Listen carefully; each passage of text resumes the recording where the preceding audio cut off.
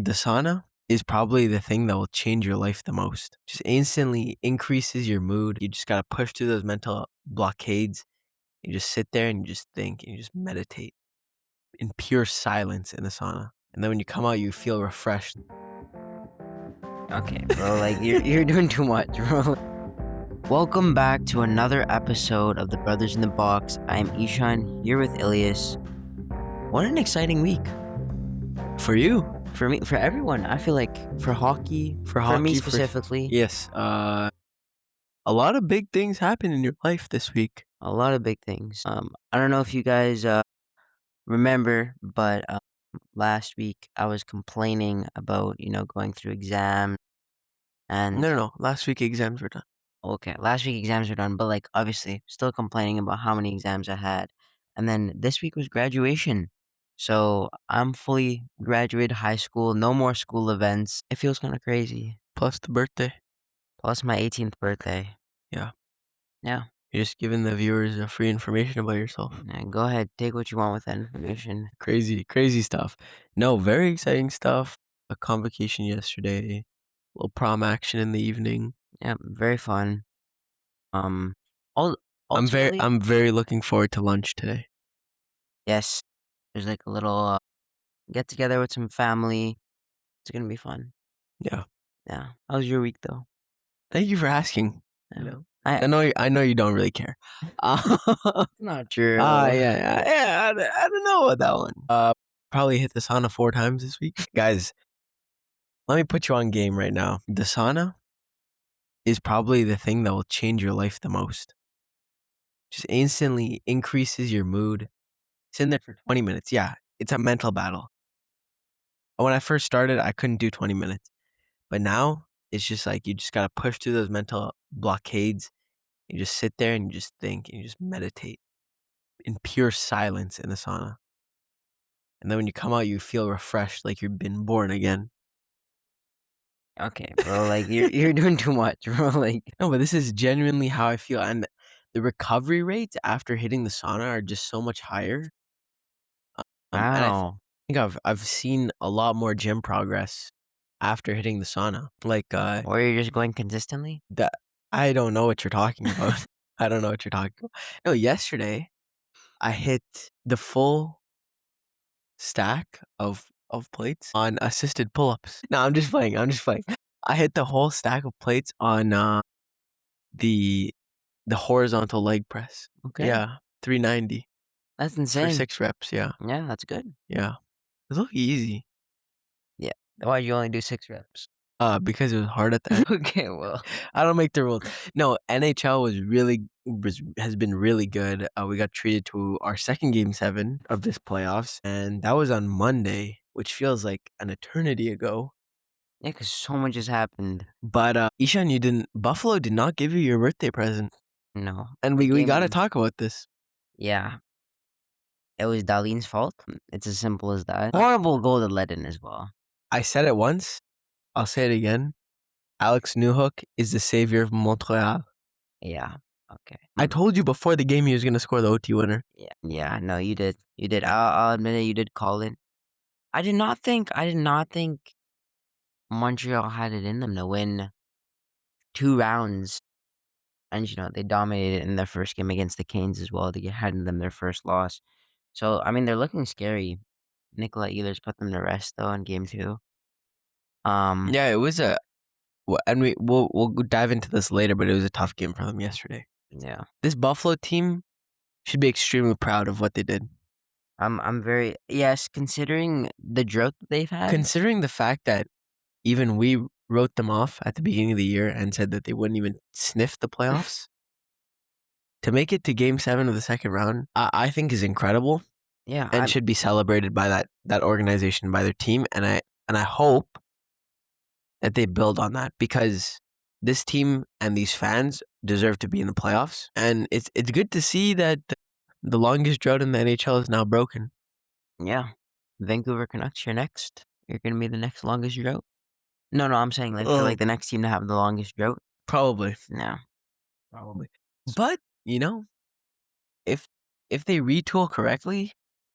Sneaky Young wild team. card too. They're a young team. Sneaky wild card too next year. No. Sneaky. How sneaky are we gonna get? Like, Extremely sneaky. Extremely sneaky. I think their main goal of this offseason to just be they said to move DeBrusque is their main goal, and then also try and get rid of PD. Like, I understand, like, We're giving it give him to Carolina. I know that's what I've been saying. He's a good player. I understand that, but he's getting paid way too much for your organization. He does not fit the timeline at all, and he would do well with the change of scenery. I think he has that ability to go back to similar to where he was before. I don't know if he can go back to 100-point seasons, but if he's playing with high level players, he'll definitely elevate his game. I think the problem, and you can correct me if you think differently, but it's similar to the Mitch Marner problem, Yeah, I where think he can't burden the spotlight. yeah, I think he can. He's a great talent, but mentally, he's not all there. yeah. And I don't mean that in a bad way. I'm just saying his play gets heavily affected by where his mental, not health, that's not the right word, but you know what I mean? Like his Yeah, mentality is. a lot And of because of the fact that there's no Quinn Hughes and JT Miller was bullying him for 2 years straight, you know, I'm sure that doesn't play great into the hands of his mentality going into the season. So I agree with you. I think that he can go back to something similar, maybe not the same, but something similar to where he was. And I think Carolina, after losing to Montreal, will really need that. they're not losing to Montreal. Like, it was a one fluke game, and it's No, wraps. no. I didn't get the opportunity to watch the game yesterday because I had a grad event. But please enlighten me. How was the game? Well, how about let's do the Habs v Buffalo series and wrap that up, Okay. and then we'll talk about the game. Our most impactful player, once again earning for the second straight series, Alexander Newhook. Yeah. Scored the OT Game 7 winner. Probably the series of his life. I mean, he didn't have a great series. He scored the most important goal of the It's whole true. series. Like, It's that's all true you though. need. 100%. Yeah, I mean, I could definitely make a case for Dobesh. Dobesh as well, yeah. He played lights out, Another win in a game 7. That's insane. They've been back-to-back game 7 back-to-back Game wins. 7. Dobesh has been absolutely amazing. Yeah. If there's a Rookie of the Year for just the playoffs, you definitely win. 100%. Our least impactful player on the winning team was Noah Dobson. It's just, it kind of feels like he's not needed. Yeah, I don't like, he's a star-level defenseman. He was the main defenseman on the Islanders, Yep. and, he got moved out.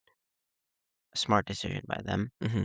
But I thought Montreal bringing him in, they look they look very scary. They still are. Yep. But yeah, like there's defensemen on that team that are just playing with more. I don't know, like more grit. Like just like they're more needed. I feel like you look at Lane Hutchinson, you can't play without him. You can't win those games without him. No. Like even someone like Mike Matheson for his like leadership and stuff like that. Like he's a crucial player in those series. But, with Noah Dobson being injured, it's like it's difficult to like just place him right back into the team. And especially because they've built so much momentum with the lines that they were running. And I honestly think that Arbor Zekaj is a necessary piece on this lineup. And I would rather have Zekaj playing compared to Matheson. And I know that might To sound Matheson crazy. or Sorry, Dobson? not Matheson, Dobson. And I know that might sound crazy, Yeah. but I really like him as a player. I think he brings a level of physicality and a level of grit that you don't get from Yeah, I feel a lot of guys. So like there's a lot of talent on this team, and this team doesn't really need more talent. It's the same thing with the Oilers. yeah, There's a lot of talent on that team, but there needs to be some players that are willing to just drop the gloves, lay the body, and not be scared of anyone. exactly. Our our most impactful player on the losing team was Rasmus Dahlin. He, other than that botched play at the end that led to the series winner, Dahlin was very solid. He was very good. He kept his composure the whole series. He scored a few very crucial goals, including the one that tied up the game Yeah, in that Game 7, which it was a nasty snipe. it was. And I think he just steered the ship, and this goes for the whole playoffs as well for this team. He really came into his own as a captain and kind of showed me why he deserves to be the captain of the Buffalo Sabres. Like he showed me why he's a true NHL captain Yeah, this playoffs. that's And fair. in addition to having a great season like he did, Mhm. he had a great playoffs, and I think that he'll play a huge part in trying to build on to what they have done this season. Yeah. No, I completely agree. Yeah, and then Ishan, you want to give us our least impactful player Yeah. Our least impactful player, slash ghost award? yeah, one of my favorite players. He wasn't my favorite player in this series, Alex Tuck. I don't think he recorded a point. This series, I do Yeah. not believe so. I do not Yeah. believe so. Which is And insane. in comparison to what he had done in that last series, extremely disappointing. Yes, very. Uh, because I think he was a crucial driving force of this team. Yeah, like he I mean like it's not without like trying, like he obviously had multiple shots every single game. He was trying to get the puck in the back of the net, but he just couldn't do it. And like yes, like you commend him for trying, but as a star player on that team that's also looking for a new contract next year, you have to put the puck in the back of the net, or you have to find other ways to get points on the board. Like Hmm. eh, getting like a +1 or being on the ice for a goal or like just shooting the puck is not good enough. And that's just it's as simple as that. It is 100%. Is it's simple as that. Let's get into the Habs game last night, though. Yes. Uh, Carolina came out and they exchanged goals pretty early, and then from what I saw, Carolina just dominated possession and puck control. And through 2 periods, the Canadians only had 5 shots on goal. And unfortunately, this has been the story in some of their games this Yeah. playoffs because they're not driving pressure like they do. And in the overtime, it really felt to me like they were playing scared. They were playing behind, and you could just feel it coming. And then Nikola Ehlers just pushes the puck up the ice and rips a nasty shot on Dobesh Yeah, after he made a few nice saves in overtime. I But feel like you can tell me like I think you would agree with this, but both of these teams are very fast-paced teams, and one team has played 8 games, hmm one team has played 14 games. yeah, So I feel like having that speed on your side as like the driving factor for your scoring ability and all that, I feel like it's very important with playing it a it less is amount of it is games. hugely important. I would counter and say that sometimes playing more hockey is better. Yes, And you saw that in the first game yeah, I would because, agree. Carolina came out a little rusty. I know they scored the first goal, but they still came out a little rusty, and the Canadians were kinda able to execute their game even when they were away, so I think the rustiest person in that game was probably Freddie Anderson. yeah. I think he showed that he can play really well, Mhm. but he was definitely did not match his ability. Yeah, and, I mean, we'll see what happens on Monday when they go back to the Bell Center because I'm definitely interested to see what happens. Yeah, I think honestly, as much as I want to say that the Canadians are gonna win in the Bell Center and it's gonna be all like happy, I could very well see Carolina going in and doing what they do. Like I honestly, Carolina has had that issue in the Eastern Conference Final where they've lost a bunch of games, even though they make it very quickly to that Eastern Conference Final. But I think they're a different team this year. And to be completely honest, Montreal hasn't played the greatest at home No, they have not. throughout the playoffs. And part of it I think is a mental thing. Again, I Y- know I'm talking a lot of mental things today, Yeah, but I feel like they get flustered. yeah, And but that building is loud, yeah, for sure, and they're loud for them and they want to see them win, but they and I'm not saying that Montreal fans should be quiet, but it's just they get a little bit flustered. yeah, I feel like that happens to the Oilers sometimes Yeah, as well. it's more pressure, right? Yeah, I feel like a lot of teams, like some teams thrive at home, like that's just how it is Yeah. and feed off of the crowd, like the energy of the crowd. But some teams, like, especially like individual players, when you're playing at home, it's very scary, Yeah. like you want like, every single person that stands except for, like, opposing fans, like, which is very few, they want you to do well, Yep. and they're expecting you to do well, and I Mhm. feel like that's the biggest thing, the expectation where if you don't perform, they're gonna get mad, Yeah. and, there's the possibility that you will get booed. Like, all of those, like, factor into, like, how teams play at home, and I think it's very 100%. important. 100%. Yeah. With that, we have a game tonight. We do. Something very surprising has happened in this new series, in this Western Conference series. Something Eric did not think was gonna happen. Mitch Marner and the Vegas Golden Knights have gone up 2 against the Colorado Avalanche. First game, I'm not gonna lie, I thought, okay, they're settling in, they don't have Makar. Yeah. I understand. The second game, they're up 1, and then Vegas scored 2 straight. I don't know if you saw this stat, but with, like, leading with, like, 15 minutes or something in the third, the Avs are, like, 45 and 45 and 0. yeah, Wow. in, like, the playoffs or something. It was some crazy stat like that. I don't know. I don't know exactly, but they're 45 and 0, and then after game 2, they're 45 and 1. Wow. That is crazy. Yeah. I think this shows you how valuable Makar is to this team and how I don't wanna say horrible because he's not horrible by any means, but how much less of an impact McKinnon has comparatively with Makar versus without Makar. Yeah, I'm also curious to see, like, alright, not it's gonna happen, but I'm curious to see if Makar came back and then, McKinnon got injured. What would be the dynamic there? Like, I wanna see who plays a more influential role on that team. Yeah. Yeah, me It's too. it's it's similar to, like, McDavid and Draisaitl, Yeah. where it's like, if you have McDavid out, Draisaitl obviously steps up, but there's not as much, of passing that, like, everything kinda decreases a little bit, Mhm. but then when you take out Draisaitl, the whole power play is shot, Yeah. and, like, there's so much less scoring on the lines below because there's so much less depth. Yeah. So, like, it's interesting to see, like, on top level teams which have, like, 2, 3 star players, Mhm. you take out one of them, who steps up and who doesn't. Yeah. Yeah. Absolutely. Yeah. I think that the Colorado Avalanche, granted Makar is cleared for this game, have a chance of tying the series up.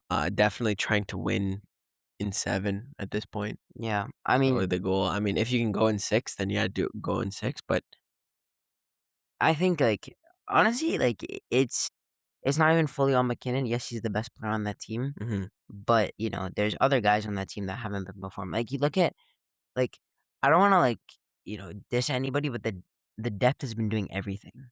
Like, you look at, like, You got like Marty Necas. yeah, I don't wanna call him my boy because I love him, Yeah. but, like, he's a guy that He's kinda been a ghost. you should be doing exactly what you were doing in the regular season, Yeah. but you're not, and that's not good enough.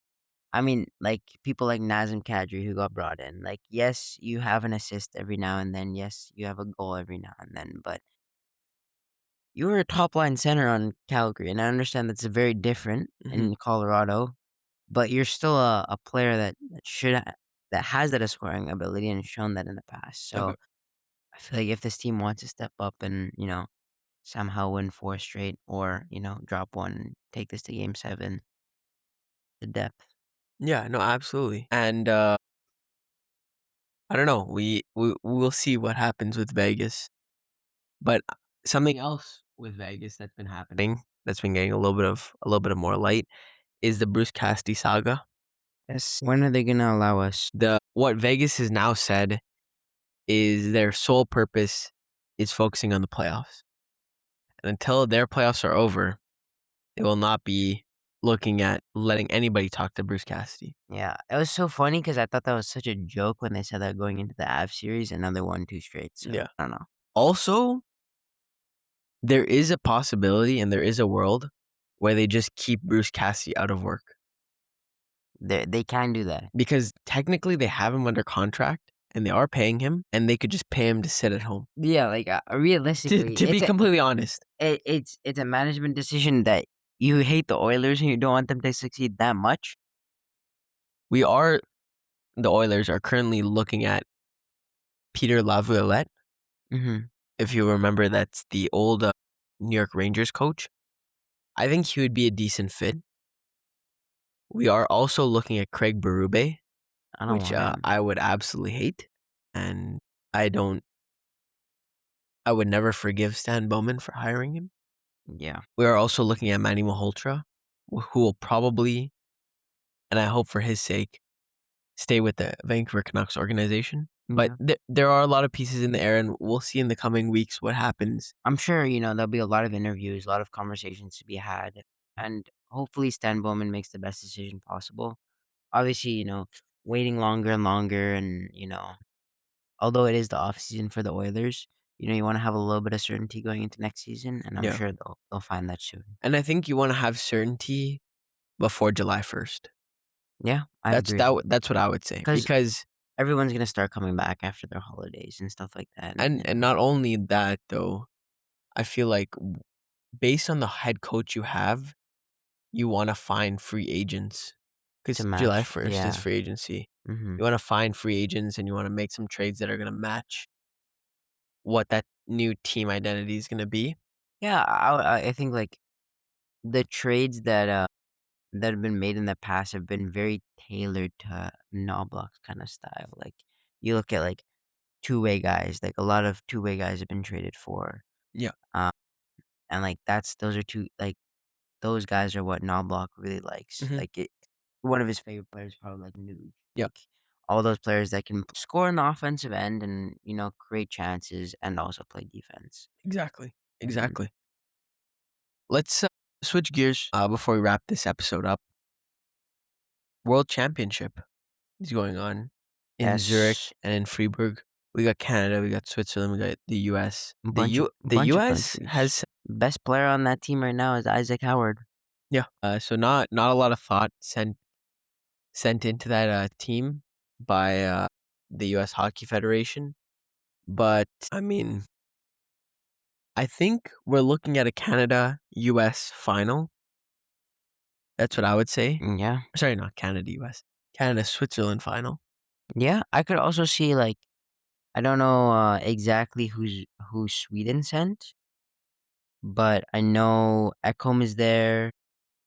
There's a bunch of different players that are I'll read out the top, scorers for Sweden. So they have Lucas Raymond, who's at Okay. 10 points, Oliver Ekman-Larsson, 7, Ivar Stenberg, which is 7, Oh yeah, s Stenberg's been cooking there. yeah, Yeah. Simon Holmstrom, 5, Linus Karlsson. So there's, like, these some guys that can perform. Obviously, Canada's roster is absolutely stacked with Celebrini, Crosby, Ryan O'Reilly, Gabe Vilardi, Wouter Martone, Darnell Nurse. I don't know if that's stacked, but Darnell Nurse has 5 points. Evan Bouchard has 4. Yeah, they You know, have both been playing really well in Switzerland. yeah. And then something interesting to me was that Celebrini kept the C, even though Even though Crosby Crosby, joined the team. Yeah, they had an all players meeting and they decided that Celebrini would keep the C and Crosby would come on as an assistant. So, I feel like that's. I mean, it's definitely it's very nice of Crosby. I'm sure if he said he wanted the C, he was gonna get the C. 100%. But I think it's a valid take though. it is. I think like obviously Macklin wasn't in the playoffs, Hmm. so and he was there the whole time. Yeah, Crosby came in, and I think that's fair. It's Macklin's tournament to lead. yeah, absolutely. Okay, well, before we head out because we got a party to set up, let's do Player of the Week. Uh, Yes, Ishan, do you want to give our honorable mention? yeah. Our honorable mention for this week is Nick Suzuki. Obviously, not the best few games, but as a captain, leading your team in 2 Game 7s and bring them both home is insane. Yep. He had 3 assists in the first Carolina game, as well as 1 assist in that Buffalo game. So, like, a total of 4 assists. Not the huge and most point heavy games, but definitely a very impactful player. Absolutely. And then our Player of the Week is going to be Philip Deneau. Who would have thought? Who would have thought?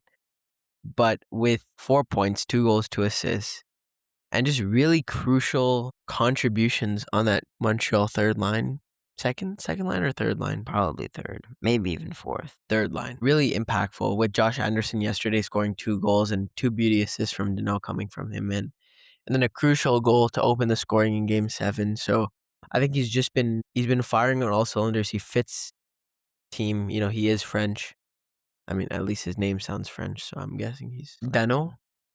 Philippe Dano. He could be French Canadian. Yeah, so I mean, he's with his people. Yeah, exactly. Guys, we wish you the best of weeks. We hope that you enjoy the Montreal series, the Avalanche series. Maybe the Avalanche will be eliminated by the time we make this next episode next week. But maybe the Canadians are going to be eliminated by the time we make this next episode. I don't know if that's possible. I don't know if that's possible, but hopefully everything's possible. Yeah, I'm going to make it happen. Have a great week, guys. We'll see you next week.